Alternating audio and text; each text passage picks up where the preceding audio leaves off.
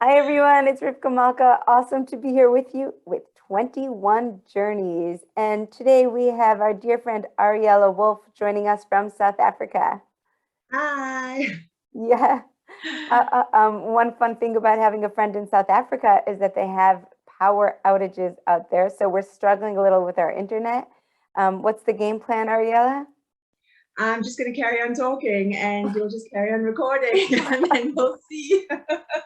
Okay, we're going to give this our best shot. So here is the plan, folks. We have a gorgeous coaching school for you starting in just 1 month, July 25th. And in order to tickle your senses and awaken your heart's desire and really help you get in touch with who you are meant to be, we are introducing you to 21 students, past and present, to share their journey, their expertise, and also to give you a taste of coaching, which is just a transformation conversation.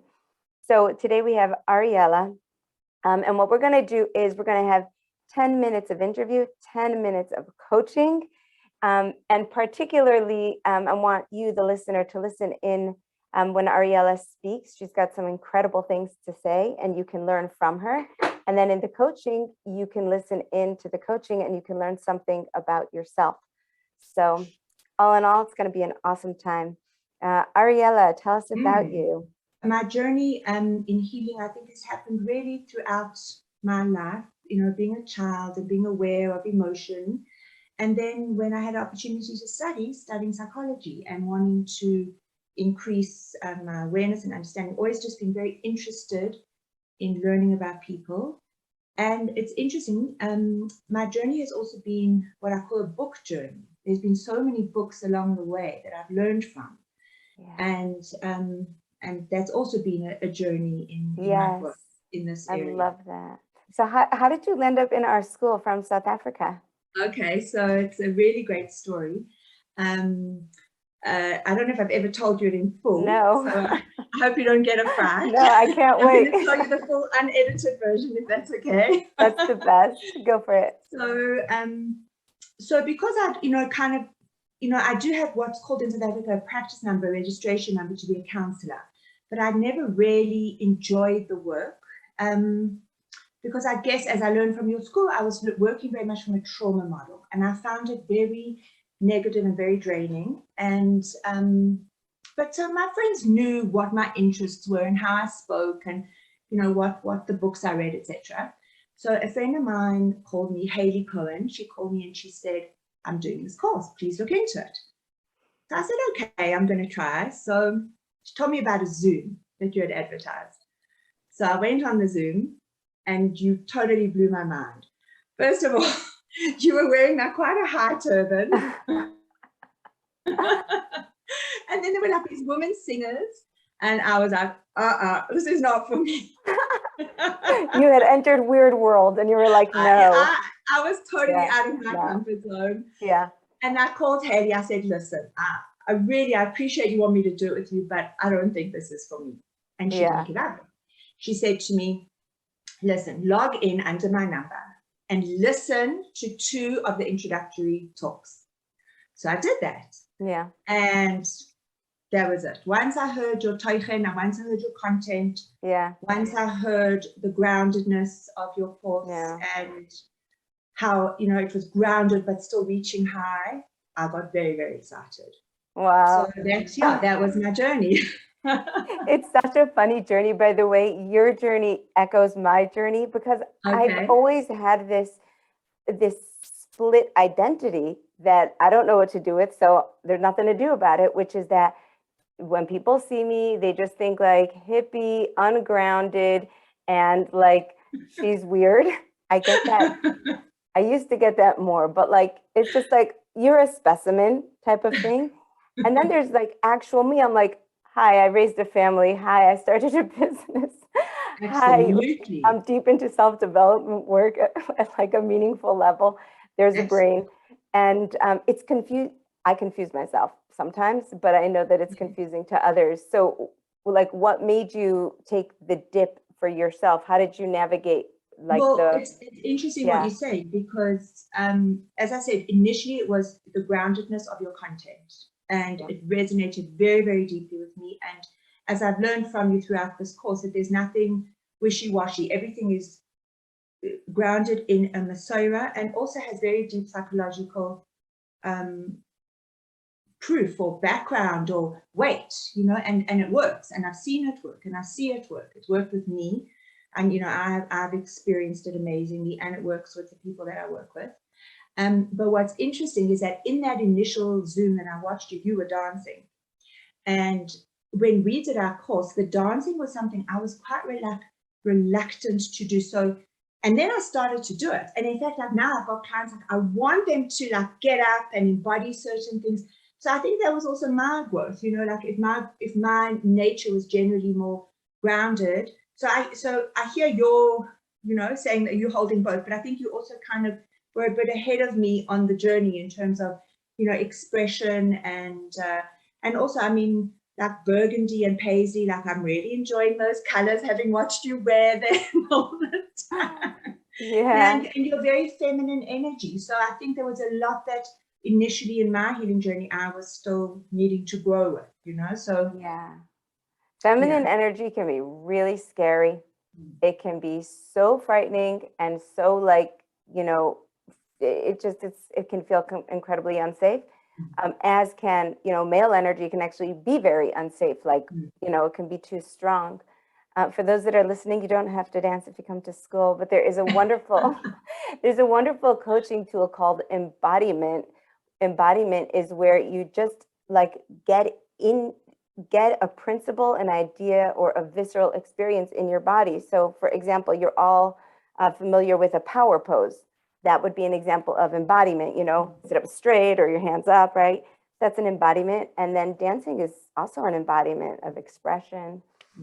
Take me to you, Ariella. Please tell us, like, what are you doing now with the coaching? So what I really, like the biggest gift that you have given me is you've given me tools that work from a wellness model.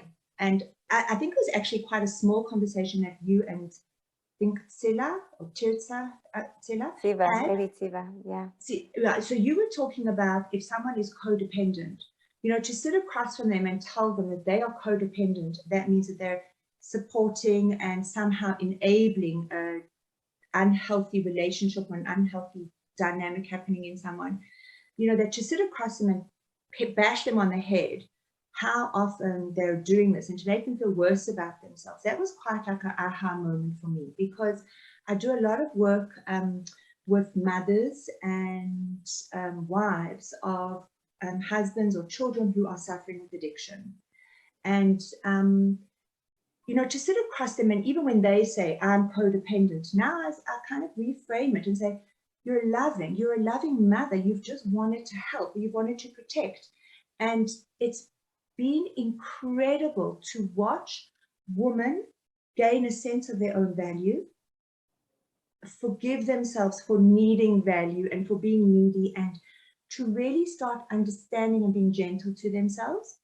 And then to see it actually unfold, how they start to interact with the world around them, saying, that doesn't work for me, that doesn't suit me, instead of, you have to do this and I have to say no, and it's coming from such a deep place. And to me, that has been the biggest gift, you know, and then obviously all the tools that I've learned from you that enable me to do that with people. You know, the guided visualizations, the future self is a beautiful one for people who are so lost in a place of a lot of pain. So that future self really helps, and a lot of embodiment about what your body is saying to you. You know, that doesn't feel right. You have an intuition. Your husband drank over the weekend. Where do you feel that? Oh, you know, where else do you hear that? And woman, and the thing of just learning to trust your own intuition, and me in a way, like you gave me permission to trust my intuition. So I'm passing that gift on, and I'm giving women permission to trust their intuition. And that to me has been, I'm never bored. I'm never despondent. And, you know, I'm just always just so gratified to see women learning to trust themselves and to hear themselves and to value themselves. Wow, Ariella, you just said so many amazing things. I would love to recap because it's just very juicy what you're saying. First of all, a wellness model, a model of compassion where you're not pegging people and saying, you're codependent, shame on you, you enabled this behavior, and rather to point them to their value. You are loving and caring. Notice who you've been, you've tried your 100% best, and now you're guiding women towards making better decisions, naturally, more boundaries, naturally, like when we know our value, then we can treat ourselves with more value. So God bless you, Ariella. That's incredible that, you know, when a conversation jumps out at you, it's not about the amazing conversation. It's about your truth in this. Like, this is the truth that you're bringing to women is you really tried. Do you think you were trying to enable anyone? You were trying to be the best mother, best wife that you could be. And guess what? You didn't know what you didn't know. You didn't know that just being loving is not enough. Now you know that you've got to love yourself and set yourself up for success. You know, like now you know. It's just so amazing, Ariella. So amazing. And the second thing that you're saying about helping women trust their intuition, when I hear that, I almost feel like, oh, you know, I want to be a client. Like, who wouldn't want to be a client of someone who helps you, like, really get in touch with your truth? So can you tell people, first of all, it's very exciting that you took the coaching school and you're actually coaching. I love that. And can you tell people how to reach you? So I have an email address, I guess. Yes, please. Ariella Wolf, WOLF, and 50 at gmail.com. AriellaWolf50@gmail.com. 2 L's in Ariella, right? Yes, yes. Okay, great. Oh, so wonderful to speak with you. Are you ready to do a bit of coaching? Sure. Okay, great. With Rivka Malka Perlman, anytime. Oh, don't say that. No, it's not about Rivka Malka nothing. We're just going to have a conversation and yeah, God bless it. So because it is public, we're just being always mindful and sensitive that we're not like tearing the heart apart and doing the biggest work. Just wanted to let you know that and the audience know that for just safety and dignity. But we are going to do a little piece of work with Hashem's help. And I would love for you to choose what part of coaching you'd like to access here. If it's process coaching or embodiment that you mentioned, could be a lot of fun, or visualization, all kinds of things, perspective work, accountability work. Yeah, let's do perspective work. I always enjoy perspective work. That's real okay. Fun. Okay, yeah. Awesome. I have to ask you a favor. I actually just did perspective work with someone. Oh, okay. So if there's one other piece of work you want to choose, I would love it. Okay. Let's just think. Metaphor. Metaphor. Amazing. Okay. Metaphor is a wonderful tool. Okay. So we're going to open just by setting an intention for this little time. And then I'd love for you to jump right in with what's on your mind. Okay. So I'll start with the tefillah. Sure. Okay. So I want to dive into Ribbono Shel Olam that this interview really reaches people and motivates people to really do the healing, which is so important, I think, as a Jew and as a woman and as a person, because Baruch Hashem, I'm so grateful for this internal space and this dialogue and this was to work with women, and yeah, just that I'm a Kiddush Hashem. Amen. Amen. So I'll tell you something interesting is that one of the questions you asked, which got me thinking, was: is there a certain symbol in your profession that you use?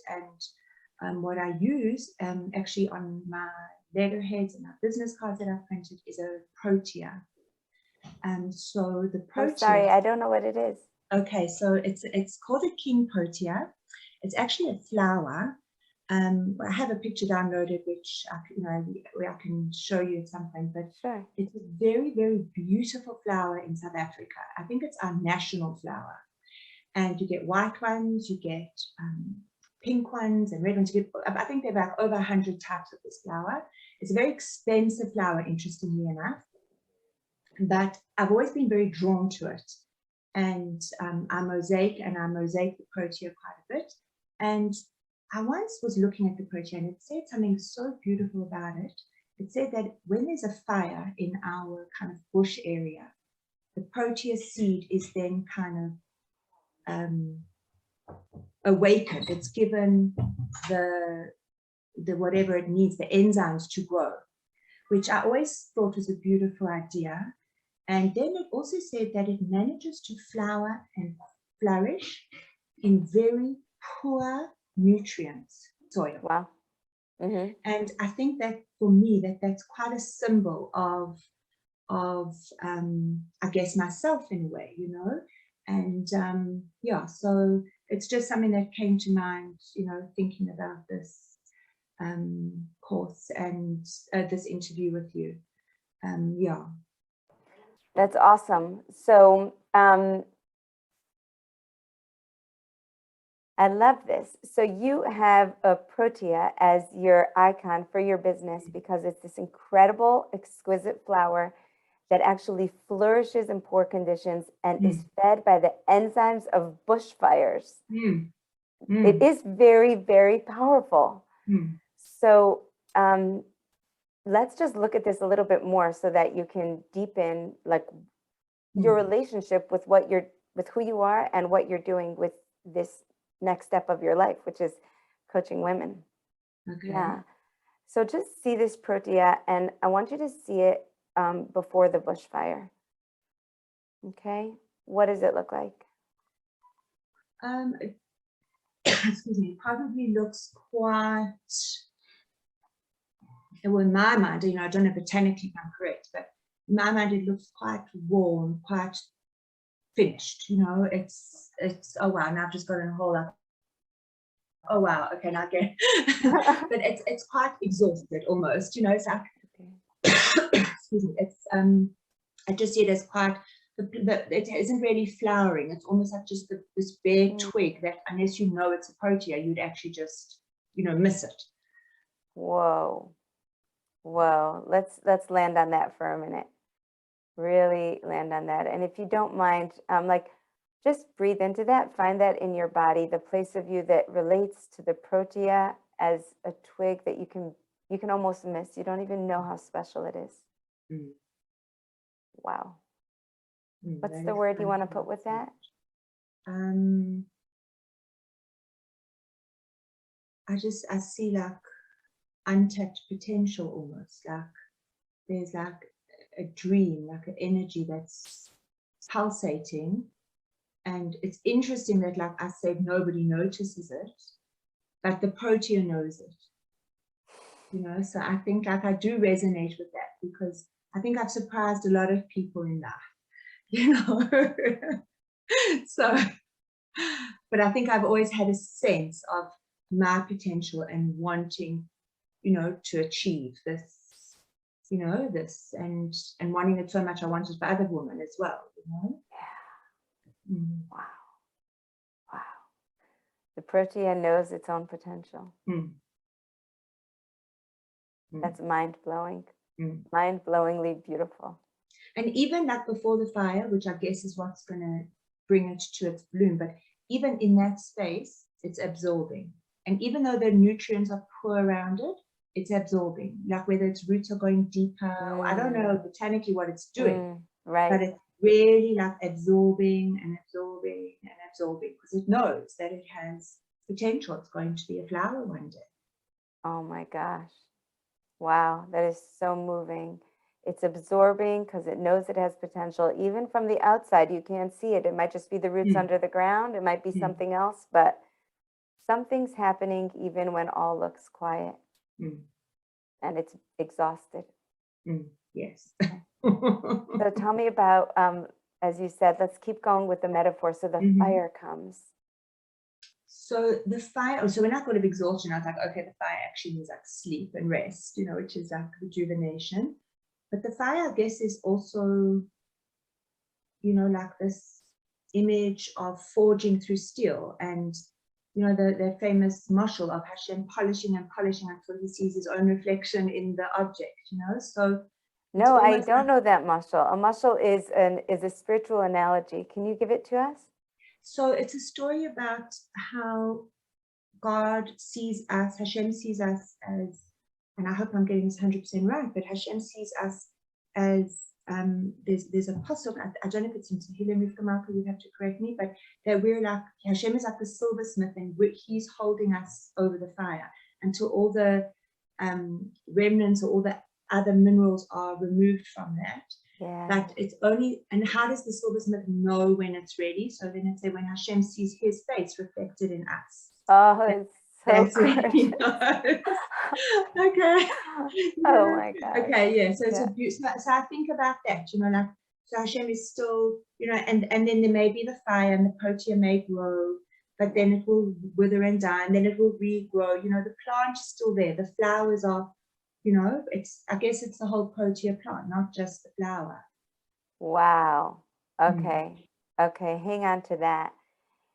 So, in your work, what is your message to women about it's not just the time of the flowering, that you're the protea? And I can only share it with such conviction because I've seen it in my own life. And that is that I guess we have different stages of life. Like I've only started working now close to 50. And I've held on a dream for many years since I was in my early 20s. And now that my children are a bit older, I'm able to work, and I don't regret that decision that I made. That's the one thing that comes to mind. And the other thing is that I really believe that a woman is her home. And I know that's something that you speak about, being the roots of the home and the roots of the tree that nurtures. And there are times when the roots need to rest, there are times when the roots need to have fun, and you know, there are times when they need water, you know, and the roots are so important in the tree. And I believe that when a woman is given an opportunity to heal and to access her vibrancy and her potential, there's an amazing spillover in a family. I really, really do. It just kind of, it was something I remember once asking you about, this concept of Azo Connect, or being helpmate against her husband. And the way I see it is that when a woman fully actualizes her potential, she will be able to help her husband fully actualize who he is meant to be. Exactly.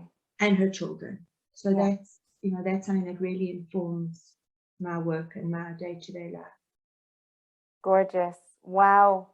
Thank you so much. So I love it. I love the message and of this this protea.